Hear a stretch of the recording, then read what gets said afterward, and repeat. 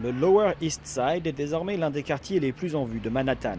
C'est ici que de nombreux immigrés juifs pauvres se sont installés lors de leur arrivée à New York au début du XXe siècle.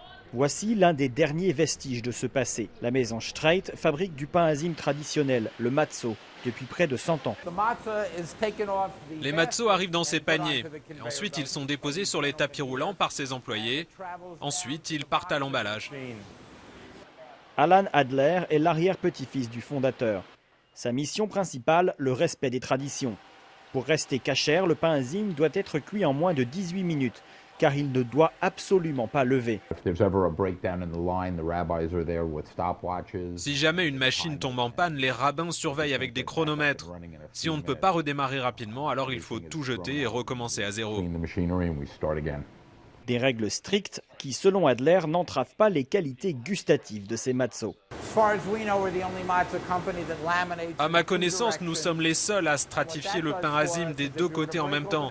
Le résultat, c'est qu'à l'intérieur, on dirait presque une pâte feuilletée ou un croissant. Il y a plusieurs couches de pâte. Le pain azim est surtout consommé au printemps lors de la Pâque juive. Mais le reste de l'année, les affaires doivent bien continuer. Streit s'est donc diversifié et propose désormais des versions parfumées de son produit phare. C'est très bon. On sent bien l'œuf et l'oignon.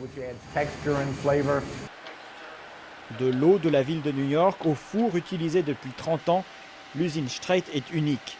Et pas question de s'en aller, même si le loyer devient presque prohibitif.